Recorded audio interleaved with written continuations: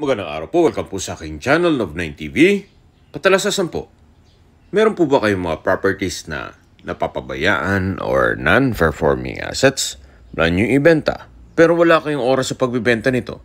Kung ito'y pagkakatiwala nyo po sa amin, tawag lang po kayo sa aking numero, usap po tayo, gawan ko po ng video for free. Yes, libre po, wala po kayong babayaran. Tutulungan pa namin kayong mabenta ang inyong property. Kami na po bahala sa marketing, sa boosting or paid ads. Even sa tripping, hindi na po kayo mapapagod sa pag-entertain ng mga buyers. Kami na po bahala sa lahat. Tawag lang po kayo. Nandito po tayo ngayon sa Serin Tagaytay kung saan meron po tayong bagong video presentation. Isang condominium unit na may floor area na 30 square meters more or less. Ang kagandahan pa po dito, ito po'y may kasamang parking. So mula po dito sa hallway, ito na po ang unit na binebenta. Samahan niyo po ako, pasok po tayo.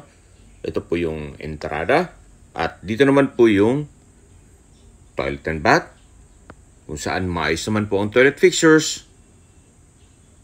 Meron po itong bathroom sink, then bathroom cabinet with mirror. Meron pong wall-mounted na glass rack.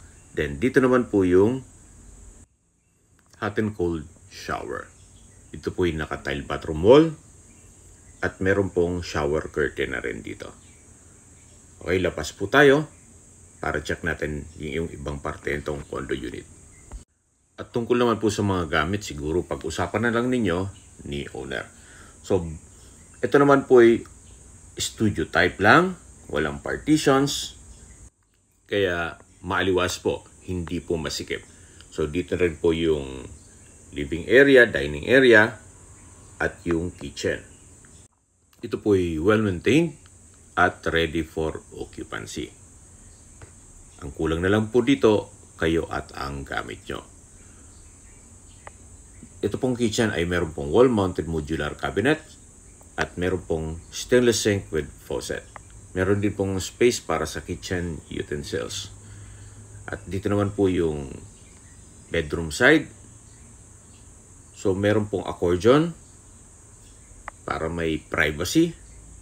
At sa dulo po meron pong sliding glass window.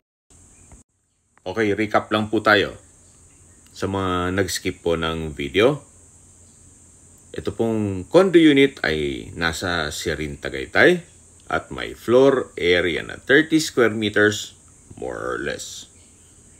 Ang kagandahan po pag nag-acquire kayo ng isang condo unit dito sa Tagaytay, para pong araw-araw kayong nagbabakasyon. At kung sakali man na babalik kayo sa trabaho,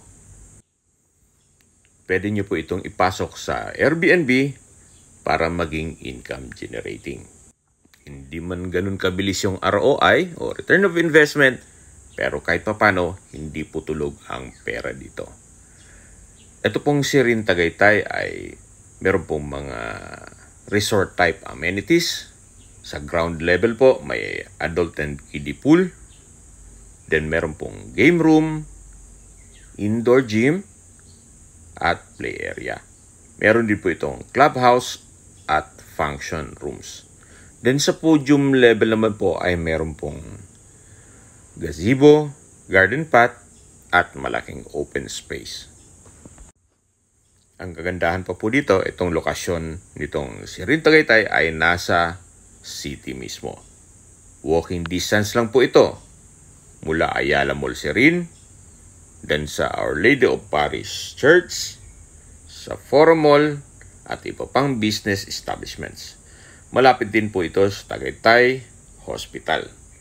Yan po yung lagi kong binabanggit sa aking video na dapat nyo i-consider sa paghanap ng property, yung meron pong malapit na hospital. Hindi ko pa po sinasabi sakitin kayo. Yan naman po for emergency purpose lang naman. So mula naman po sa Picnic Grove, ang distance is 8.7 kilometers at ang travel time is 17 minutes. Mula naman po sa Mahogany Market, ang distance is 3.7 kilometers at ang travel time is 5 minutes. Mula naman po sa Calac, Silang Interchange, ang distance is 20.8 kilometers at ang travel time is 39 minutes. Mula naman po sa airport or Manila, ang distance is 61.6 kilometers at ang travel time is 1 hour and 30 minutes. Ito po yung tinutukoy ko sa inyo na amenities na kung saan napakaliwalas po. Siyempre, sariwa po ang hangin at malamig po ang klima dito. Very relaxing po itong lugar. Kaya kung sakali mo na ipasok nyo sa Airbnb, mag-i-enjoy po ang guest nyo dito. So, ito po yung pathway na papunta sa swimming pool. At tungkol naman po sa public transportation, ito'y accessible. Gawa ng pagbaba po ng bus mula Manila, walking distance lang po itong condo unit. So, ito po yung kiddie pool.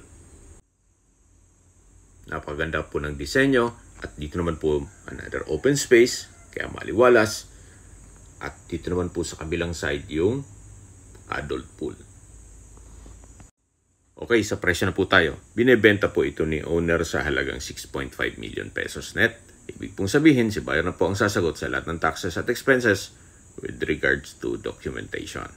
Kung sakali pong may mga katanungan po kayo, tawag lang po kayo sa aking numero. At sa mga kababayan naman natin na sa ibang bansa, meron po akong Telegram. Sa mga iPhone user man, may iMessage. Meron din pong Imo, Skype, Viber at WhatsApp. Same number lang po, 0917-316-3399. Sa mga nagtatanong naman po ng aming Facebook, meron po kami Facebook page na Nov9 TV at Facebook Reels Video. Makisuyo po, pakilike and follow na rin. Meron din po kami ibang YouTube channel na The Nov9 TV channel at AC Listings. Sana po naibigyan nyo ang aming video presentation. Pakilike and subscribe lang po sa aking channel para ma-update din po kayo sa aking future listings. Kung sakali po hanap nyo yung mas malaking sukat na property, meron din po kami ibang listings na pwede nyong pagpilian. Huwag po kayong mag-atubiling tumawag sa amin. Then let us know your budget para malaman namin kung anong property pwede naming i-alok sa inyo. Sa lahat pong viewers, subscriber at nagtiwala sa amin, salamat po sa suporta. Ingat po kayo lagi at yung pamilya. Maraming salamat po. So, ito pong area na to ay yung palabas na ng parking. So, paglabas nyo po ng parking, ito po yung lobby area. So, mula po dito sa condo, matatanaw nyo na yung Ayala Mall Serene. Yan po, walking distance lang po. Kaya napakaganda po ng lokasyon itong condo unit. Very accessible po sa lahat.